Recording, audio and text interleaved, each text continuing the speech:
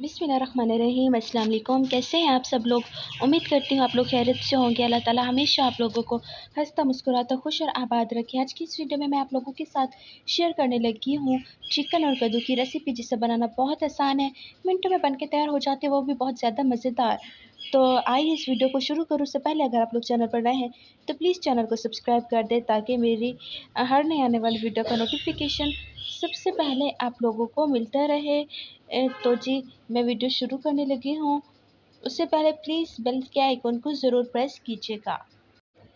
यहाँ पर सबसे पहले मैंने कढ़ाई में कुकिंग ऑयल ऐड किया, उसके बाद बारीक कटी प्याज ऐड कर दी मैंने इसके अंदर। मेरे पास प्याज एक बड़ी साइज़ की थी, जिसे मैंने बारीक चॉप कर लिया था। अब उसके बाद मैंने इसे अच्छे तरीके से फ्राई कर लेना है, लाइट गोल्डन फ्राई कलर होने तक मैं इसे पकाऊंगी। उसके बाद इसके अंदर लहसुन अदरक का पेस्ट और फिर टमाटर, जो चीज़ें हम डालते हैं चिकन में आप सभी को पता है, वही ऐड कर दूँगी। अब यहाँ पर मैंने इसके अंदर टमाटर ऐड किए हैं।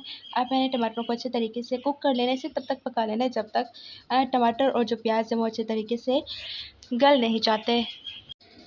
अब यहाँ पर मैंने इन सारी चीज़ों को अच्छे तरीके से पका लेना है, मिक्स कर लेना है। अब यहाँ पर इसके अंदर मैंने मसाले ऐड करने, टेस्ट के अकॉर्डिंग नमक, लाल मिर्च पाउडर ऐड करते हैं। उसके बाद आपने हल्दी ऐड करनी है। जो मसाले खड़े हम इस्तेमाल करते हैं चिकन बनाने में, वही सब हम इसके अंदर यूज़ कर देंगे। तो अब मैंने नमक भी ऐड कर दिया है, मैंने लाल मिर्च पाउडर भी ऐड कर दिया है। अब ये देखिए, बहुत कम इंग्रेडिएंट्स में ये चिकन बनाऊँगी और बहुत ज़्यादा मज़ेदार बनेगी, इतना ज़्यादा मज़ेदार कि आप बस इसे खाते ही रह जाएँगे।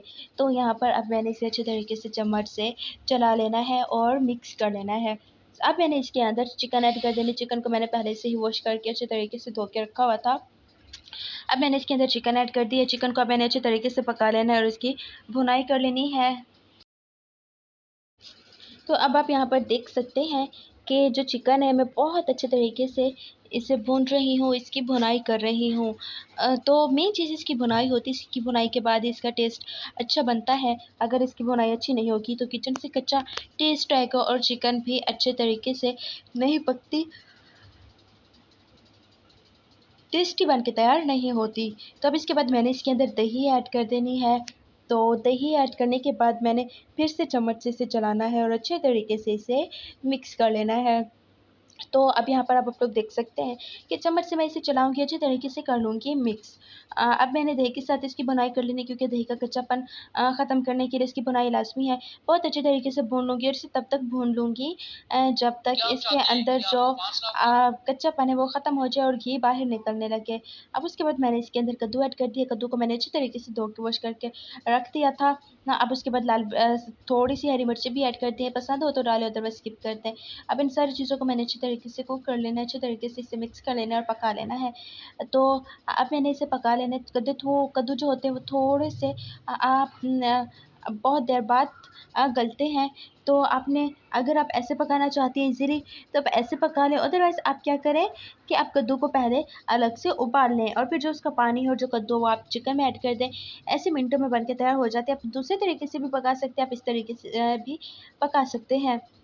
तो अब यहाँ पर जो इसकी बुनाई मुकम्मल हो चुकी है और बहुत परफेक्टली अच्छे तरीके से बनके तैयार हो चुकी है। बस अब मैंने थोड़ी-सी इसकी बुनाई करनी है, ताकि इसके अंदर जो घी है वो बाहर निकल आए और अच्छे तरीके से ये पक जाए। सो यहाँ पर अब मैंने इसके अंदर देखिए कि घी जो है वो बाहर निकलना शुरू हो चुका है। इट मीन्स कि बिल्कुल प्रॉपर तरीके से पक के तैयार हो चुकी है। अब मैं यहाँ पर थोड़ा-सा मसाला ऐड कर दूँगी। जो कौरमा मसाला होता है, ये घर में ही बन के तैयार किया है हमने।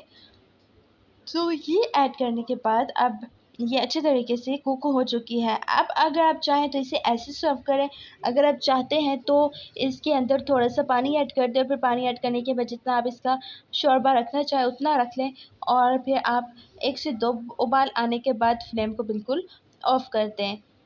तो अब यहाँ पर मैंने इसके अंदर थोड़ा-सा पानी ऐड कर देना है। आप ये अपने हिसाब से ऐड कीजिएगा। अब उसके बाद मैंने इसे थोड़ी देर के लिए कुक कर लेना है और इससे क्या होगा कि जो मैंने कद्दू इसके अंदर ऐड किए हैं, ये भी गल जाएँगे और जो मुझे थोड़ी-सी इसकी यखनी चाहिए थी, वो भी मुझे मिल जाएगी।